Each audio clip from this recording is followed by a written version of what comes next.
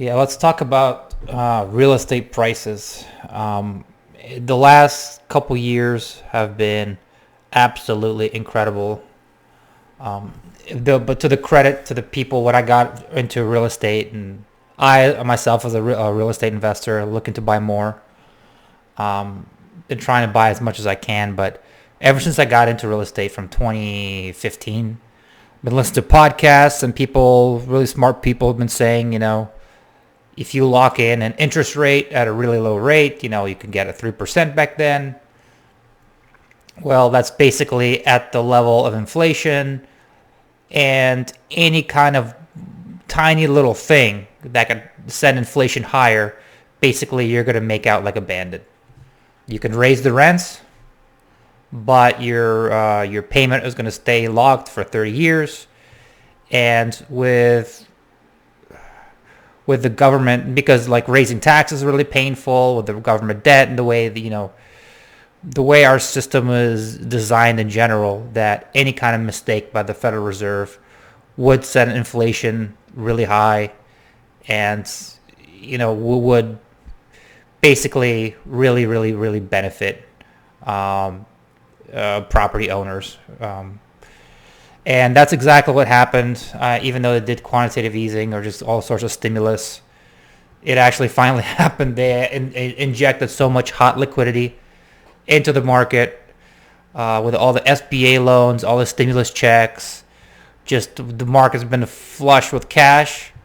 And if this is an article from The Real Deal, the cost of average home climbed 18% last year and 34% since the start of 2019, which is like 18% in 1 year. Like, real estate is supposed to be boring. It's not supposed to do that. It's supposed to be a conservative investment. It's not a get rich quick scheme. If you look at like real estate prices, I've looked at some properties. They were, let's say, $30,000 in the 80s. In the 2000s, they were $30,000. They went down in value. Like, they didn't appreciate at all. I guess obviously this is the local city plays a huge role. That's the most important. But still, you could it's like, how sexy is that an investment? You're buying real estate, you're buying houses, and then they actually, for the next 20, 30 years, they actually go down in value a little bit. Not even keep up with inflation. So I think we're obviously we're in a completely different era now. 18%, it's almost like, or 34%, it's like a tech stock.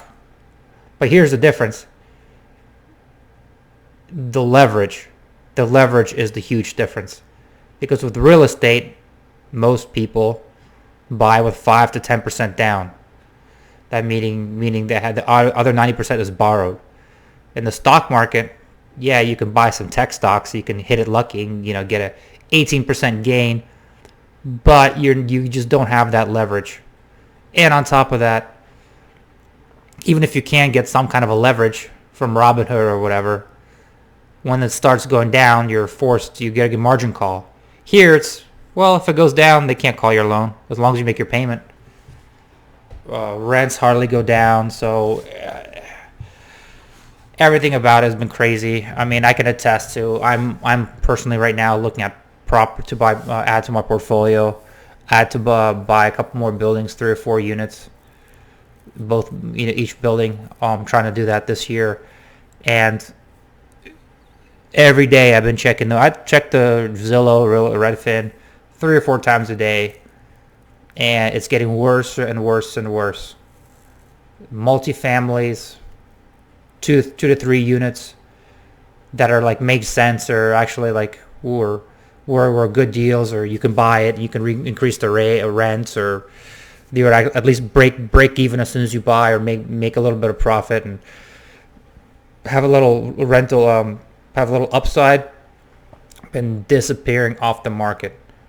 A lot of stuff is bad now. There's basically just complete shells, buildings that need complete gut jobs, that if you have to put $100K into it to get it ready to rent, and at that point, you're not going to get that much rent for it. It's not, the juice is not worth the squeeze.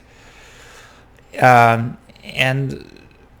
in the weird way, it's like the old adage, time in the market beats timing the market. I mean, timing the market is incredible if you know how to do it with stocks and charts, but as far as real estate, man, people have been trying to time it and then wait for the crash, and I'll be a lot more comfortable try to time a stock than try to like time real estate. There's been people have been waiting for the crash, and then waiting for the crash, and then at this point, people have been waiting for a crash for 10 years, and real estate has gone up so much that even if there is a crash, I mean, it's not going to go to that level, I don't think. And even though the rate might slow down a little bit, it will still be going up. That's what I think.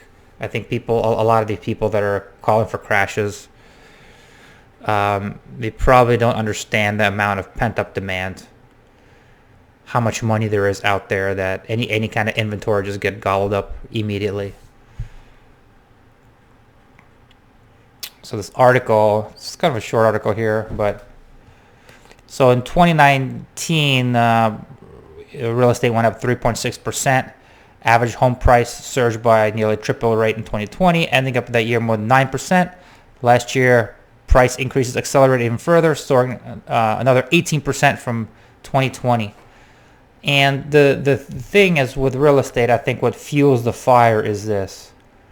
I mean, if you're just like a family and you're just buying a house to live in, that's not for you. It doesn't matter. But if you're a real estate investor, you bought something and it appreciated like 20 to 30%. Well, maybe you had it for, another 5 years from before. Maybe you had a little bit of equity, but now it's jumped up 30%. You definitely have some equity. Once you could refinance that property, pull out, hundreds of thousands of dollars potentially, and buy more real estate. So this momentum just builds on itself. The more housing prices can go up, the more people can refinance, tap the equity, and buy more. Now, as long as we wouldn't buy more just to buy more, but as long as things make sense, that where you're buying apartments that can cash flow by themselves, basically you're not losing any money. The rents pay for the property. Well, just one, you don't have to do anything. Just let it go. Aside from some maintenance, have the renters pay off the mortgage. But as it happens to be, if you get a 30-year fixed and inflation keeps raging, which it will, or even if they do tame inflation over the years, I mean, the rents are going to go up while your payments stay locked. I mean, 5-10 years down the road, you'll be able to reposition the place. People move out. That's assuming you didn't buy in Los Angeles, California, New York. But usually people move out. There's not rent control. You could not really renew their lease, do some light touch-up, light maintenance, re-rent the place for bigger profits. So just get like wine, gets better and better every year. So why not, make the investment now? All told, the average U.S. home prices jumped from, this is crazy, $240,000 in January 2019 to $320,000 in December 2021, staggering 33.7% increase. Those figures come from Zillow Home Value, a smooth, seasonally adjusted measure of the typical value for homes in the 35th to 65th percentile range, as calculated by Home Listing Giant. Yeah. So, even though things are crazy right now, I would not wait for the crash. I would work at it to get a good deal and still buy real estate. Because even if there is a crash, if there is a pullback, if you buy something that made sense, where that could be easily rented out in a decent part of the neighborhood, or like a C-class neighborhood, blue-collar neighborhood, where you can rent it out and just ride it out. It doesn't matter. Yeah, you didn't like if you're the worst comes to worst that your property value went down, but Doesn't really matter what the asset is worth on the market at any given price, as long as either if you're getting a cash flow, that's amazing. If you're not, just breaking even, yeah, you could still might be worth it. If it's in a good area, good city, that's a good city that's not losing jobs. Good, that's not a democratic progressive shithole, but a city that's actually having a net migration that's creating jobs. It's definitely worth, especially like maybe a gentrifying area where it used to be working class, rough, but it's on the edge, on the cusp of another area that's gotten gentrified, and this area is kind of naturally next. That doesn't have like a river or like a big highway through it, but just like a logical progression into that.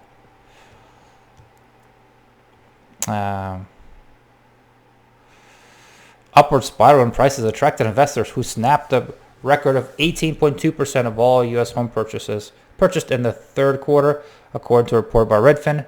Investors defined in the report as many institutional or business purchases, residential real estate, bought up more than 90,000 homes in the quarter, more than 80% jump over the same period. And that's what I'm talking about. I think maybe people are able, with real estate going up, the government is sending SBA loans to anybody that has an LLC.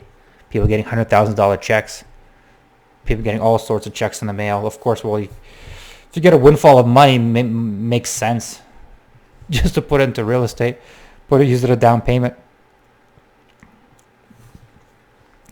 Borrowing for home purchases also reached their record levels last year.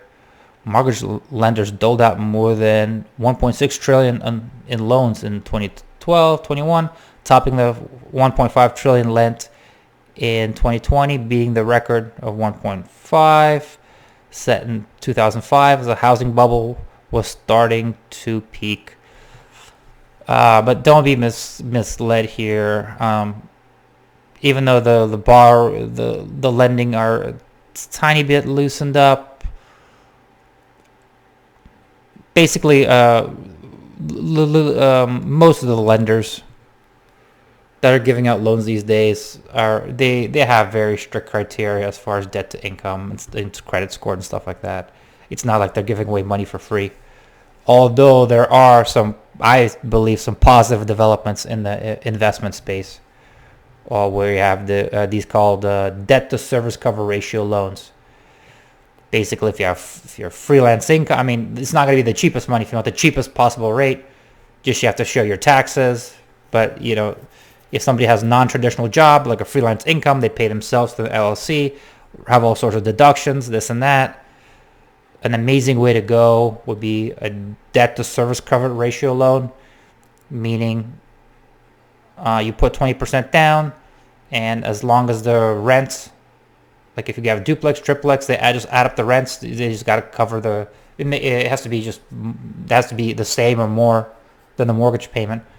Of course, in California, Los Angeles, or whatever, nothing's gonna qualify because of buildings are 3 or 4 times more than the payment than what you're gonna bring in rent. But in places like Ohio, Kentucky, and the Midwest, almost everything will qualify. So, but just eliminating yourself from the paperwork. Like they're qualifying the building, not you. So no tax return. I mean, they do check your credit, but no tax returns. No showing every single building that you own. No showing every insurance contract. No, just like the amount of paperwork. It's so ungodly. If you're just trying to get like a bank statement loan or something. Fixed rates for 30-year loans are still holding at historically low 3%, but rising prices and falling inventory may slow momentum in the coming year. For sale inventory ended in 2021 down more than 24% from December 2020. Yeah, I'd say people should just, even though it's a tough market, there are going to be good deals.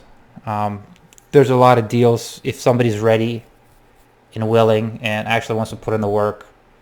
There's a lot of deals where some idiot that's listed the house or the property they didn't enter the address right, so it just doesn't show up on Zillow that way as a little marker. It shows up in the list in the thumbnails, but it's in like an amazing area where there's extreme demand, but just the property doesn't land on the website.